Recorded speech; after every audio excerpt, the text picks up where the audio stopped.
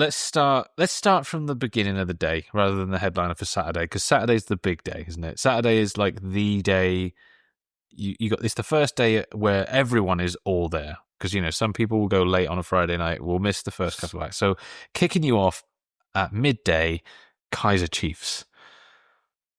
Okay, well, I have an affinity with the Kaiser Chiefs because I was on their street team for a little while, and they were very, very nice people to hang out with. And they, this is back in 2004. So yeah, just before I Predict a Riot came out. Right. So they hadn't released it at this moment, and it was just about to be released. And they were playing the Gonzo tour in Cardiff, and they were lovely people. Their lineup has changed now. Their drummer's gone, and they've added some other people, I think, and stuff like that. And their music has stayed the same. No, their music, to me, with every album, got worse. The first album was fantastic. After that, it was dull. I feel the same about Coldplay. First album, brilliant. Yeah. Rest of the stuff, shite. Yeah, very brilliant. The only thing I know about Kaiser Chiefs is I'm surprised, and I tell you what, it may be their second slot, because they're that band, aren't they? If you've got a TBA or a TBC, it's normally the Kaiser Chiefs that fill in. So I wouldn't be surprised if they're on the Pyramid stage at fucking 5 o'clock on Friday, and then they just stay there, turn up the next day, 12 o'clock, because they're always that fill-in band, aren't they? That's from what I can remember over the years, it's always like, if there's a TBA, it's the Kaiser Chiefs. Brandi Carlile is the next act. I had to ask who this was earlier, and someone described her as, "Oh yeah, that's the person who did and then they looked over at the person behind them, and they went, "What does Brandi Carlile do again?" And she went, "Oh yeah, no, that's the one that sings the And that's how I feel about it. I don't think it. The name sounds so familiar. It sounds like a TV presenter or something, doesn't it? Like Brandi Carlile. She's on The View. Or she's on this, she's on This Morning. Don't know her. She's on from 1:30 till 2:30. And then again, Attack of the fucking Bizarre Times, 3 o'clock till 4, The Script. You seem like far too big a band to be on at that time. Yeah.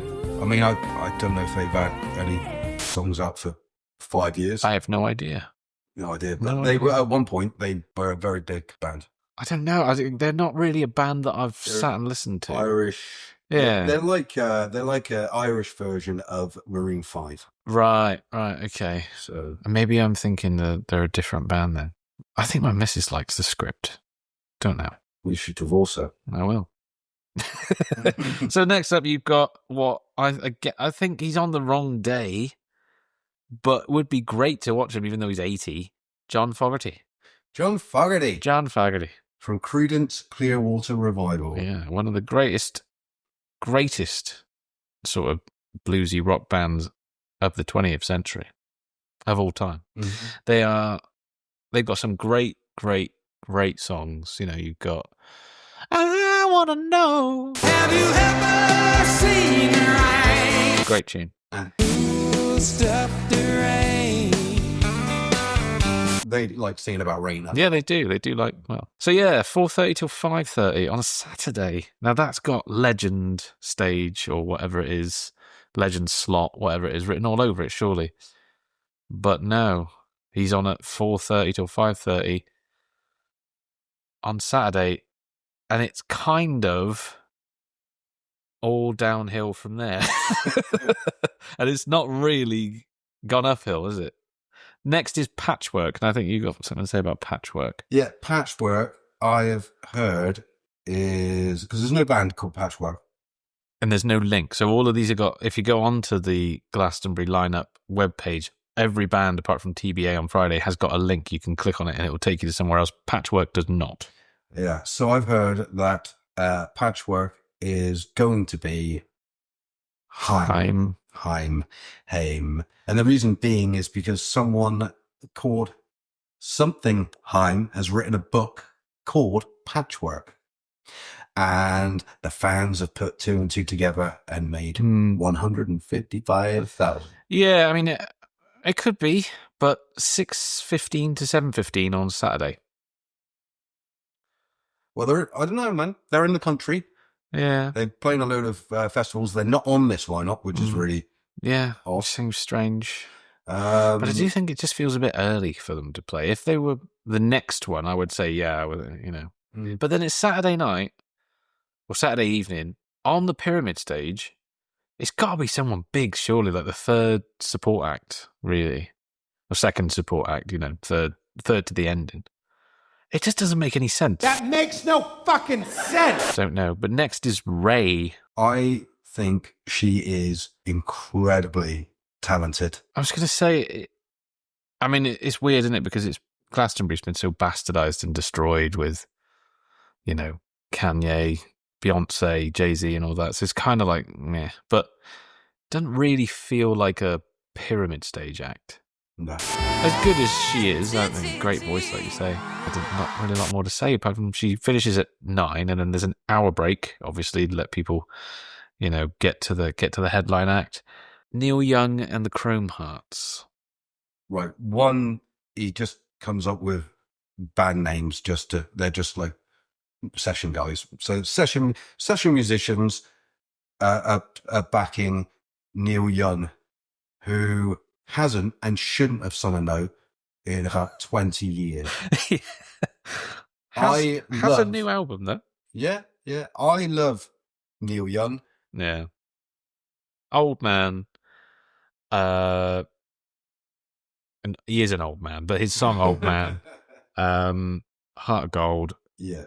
2 of the greatest songs on one of the greatest albums of all time, Harvest. Someone that's a real, would you call him pioneer? I suppose not pioneer, but someone that quite unique voice, unique sound. The man was invited to be the 4th member of Crosby, Stills and Nash and Young. And so to even be in part of that kind of fraternity is just like absolutely unbelievable. Yeah. What you're not doing is in 2025 being a headliner at Glastonbury with any sort of anyone giving a shit. No. Who is going to go and see him that is going to know who he is? Yeah. It's going to be people, It will be, and I know it's a bit cliche, but it will be aging hippies. Yeah, that's the only, and maybe that's why they've done it on Saturday, like as if to go like it's still a hippie fest, but it's just man, take it. oh man. His MTV Unplugged was bad enough. I bet he doesn't play the hits. You know, he's just going to do his new album. I bet he'll make a Trump speech and then do Rockin' in the Free World. I bet that's the only thing he's got planned, and the rest is entirely his new album, and it will be bad. Like. And it's just, it's going to absolutely kill Saturday night for Glastonbury. Like, I just can't imagine. It's an aging festival, Glastonbury. I think it's fair to say that. The last few years, if you've watched any of the coverage, you see what used to be kids. You know what I mean? If you just go on YouTube and watch like 90s coverage, it's just kids. Isn't it? It's just, not even 20-year-olds, jumping around, getting off their roads, having a great time. You watch sort of, especially after COVID, it's just old people. Yeah. It's just old people. And they're obviously catering for that older crowd, because who the fuck is 20 and is going to be excited to see Neil Young? I mean, I would go and see him if he was on in the John Fogerty sort of time and there was nobody else that was any good on. You'd go, oh, fuck it, cliche. Let's go and watch it for the jolly. But like, what a terrible, terrible Saturday night headliner. It's awful. Absolute terrible.